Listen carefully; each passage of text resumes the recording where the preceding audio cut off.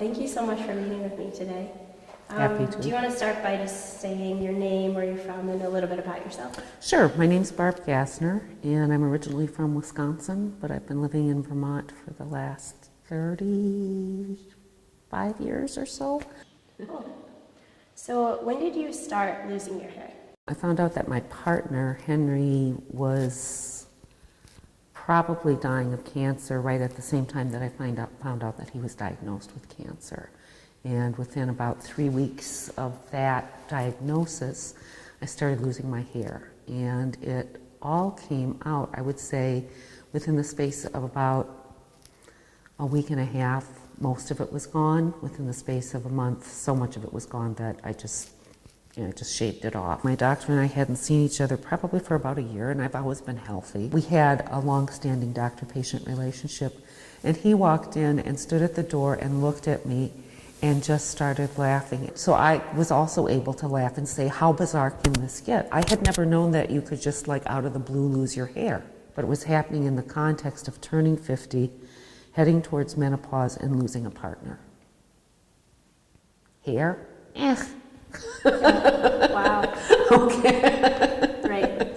So you kind of mentioned a little bit about your identity and how this changed.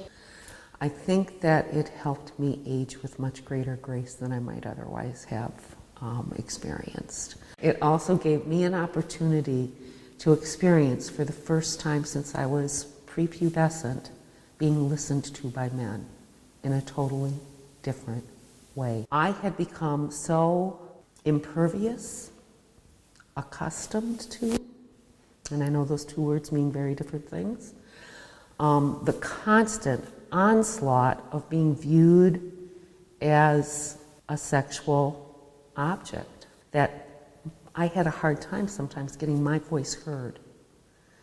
In work scenarios, I'm very skilled at what I do.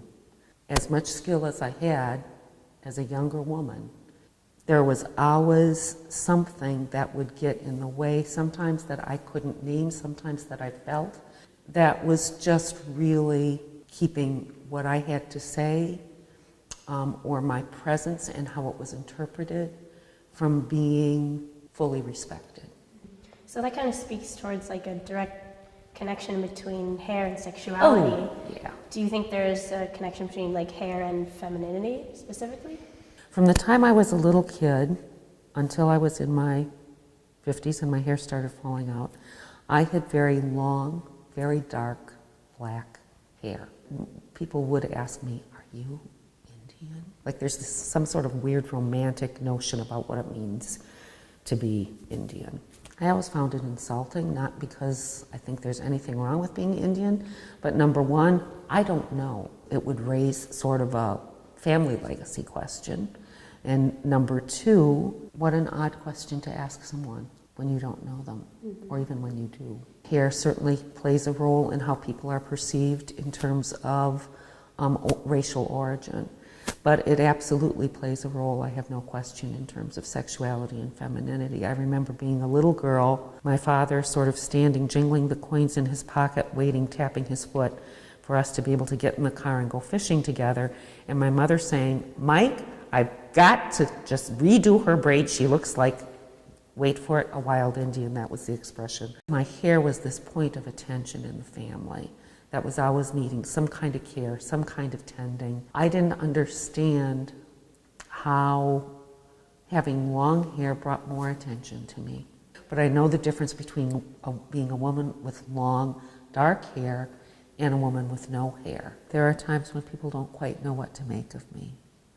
Because if you're a bald woman in our culture, you probably are ill. I'm not. You probably have cancer. I don't. You might be kind of edgy or lesbian. I'm not. I may be a little edgy, but I'm not lesbian. So you kind of spoke earlier about how there's been an advantage as far as people possibly taking you more seriously. Do you find that there are other advantages or disadvantages, perhaps? Oh my gosh, budgetarily, no shampoo. I don't have to spend time in the shower. Hats, I have to spend money on hats because here's something, newsflash, it keeps your head warm. Would you say there are big disadvantages to it? There's some loss of identity, but here I am, and this is one of the life lessons I got. So, yeah, I wouldn't describe that as a detriment, but there is a grieving process involved. I think my dad grieved a little bit more for my hair than I did, but Isn't that interesting? yeah, it is. Right, that his identity, yeah, my mom's identity was very, very wrapped up in my hair. I have no idea what that was about for her. What did he articulate about that? I'm curious. I've seen him once, so I think he's still kind of in the acceptance level of that. But it was funny, he immediately almost said, I have 2 older sisters. And he was like, your sisters never did anything like this to me. So that was interesting, but... Never did anything like this to me. Yeah. I think both of my parents, overall, they definitely support my decision. Yeah. But yeah, I've been overall getting positive comments, especially around Champlain. People are just very supportive. You know, there's an identity component, there's a perception component. I think we're just not particularly accustomed to the idea of the expression of the human being and who they are without hair as an assist to that. And so I guess maybe that can be, you know, people have their own loss of their perception or idea of who you are. I don't know. I wonder what that would be about for your dad. I have no idea what the investment in my hair was for my mother. Appearance is important. The reasons why may not always be wonderful, but appearance is part of an opportunity to express perception of self, to express relationship to the world around us. So it's not just a frivolous kind of thing. And I think we have in our culture, our conscious relationship to appearance operates on a very frivolous level. I think we would do well to be a little bit more cognizant and aware of that. If you had to give some advice to somebody who was dealing with a physical change in their appearance, what do you think that would be?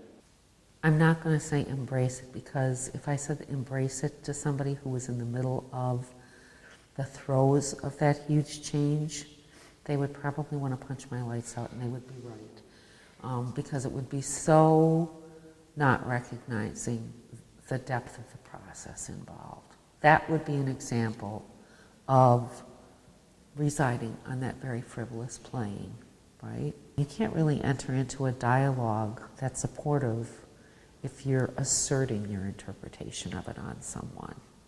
Enter into a dialogue about it rather than assuming and asserting your own interpretation onto it.